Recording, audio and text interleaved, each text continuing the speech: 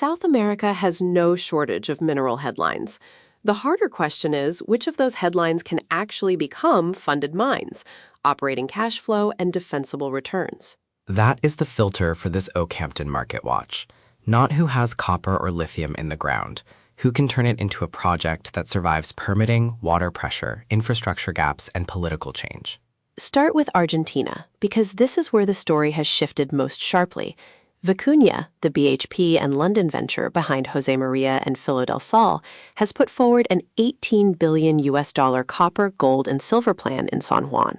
The scale is serious. Reuters, carried by mining.com, reported about $7 billion of initial capital before first copper, with production targeted around 2030 and a staged path from Jose Maria into later Filo del Sol phases. The attraction is not just tonnage. The first 25 years are forecast at roughly 395,000 tons of copper a year, plus meaningful gold and silver byproduct credits. That is the kind of scale global majors can finance. But the policy wrapper is doing a lot of work. Argentina's RIGI regime is meant to give large export projects more fiscal, customs, and foreign exchange stability. For a country with Argentina's history, that is not decoration. It is part of the investment case. The same test applies to lithium. Lithium Argentina's Cauchari-Olaroz Stage 2 has RIGI approval for a further 45,000 tons a year of lithium carbonate equivalent, on top of the 40,000-ton Stage 1 base. That is where the opportunity becomes practical. A good brine project is not enough if the capital cannot trust the rules.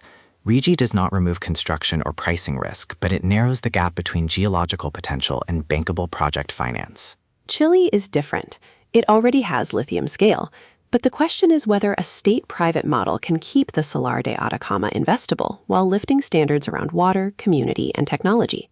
SQM-Codelco through Nova Andino Litio are moving Salar Futuro forward.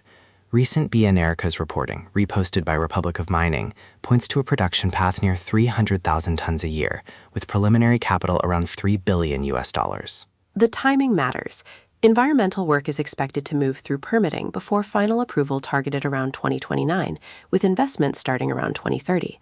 That is not a quick win. It is a patient capital story. And the operating model has to earn confidence. SQM's own materials talk about lower brine extraction, direct lithium extraction, mechanical evaporation, re-injection, desalinated water, and a zero freshwater target.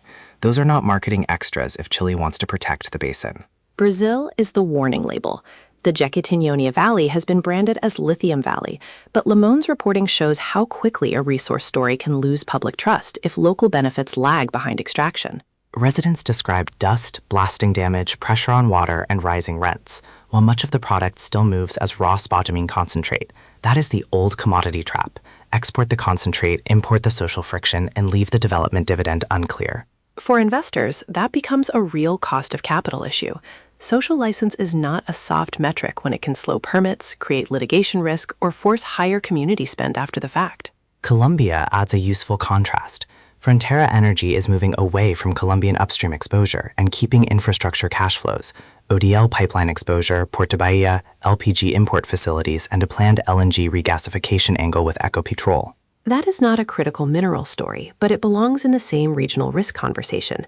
Sometimes the better South America trade is not more exploration risk, it's infrastructure that collects toll-like cash flow from demand that already exists. Then there is Nubank, which gives the capital market version of the same lesson.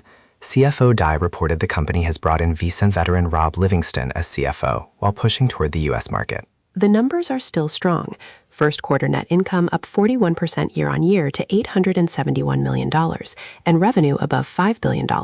But investors will watch credit losses, not just growth. So the thread across the region is simple. Argentina is trying to make mega projects financeable. Chile is trying to scale lithium without breaking political and environmental trust. Brazil is showing what happens when the local bargain is weak. Colombia shows the value of infrastructure cash flow. Nubank shows that growth platforms also need discipline once credit conditions tighten. Oakhampton's view: South America's mineral endowment is real, but endowment is not the return. The return comes from sequencing, permits, water, infrastructure, community consent, and credit control. That is the watch list. Follow the projects where the execution path is visible, not just the headline resource. Information only, not investment advice.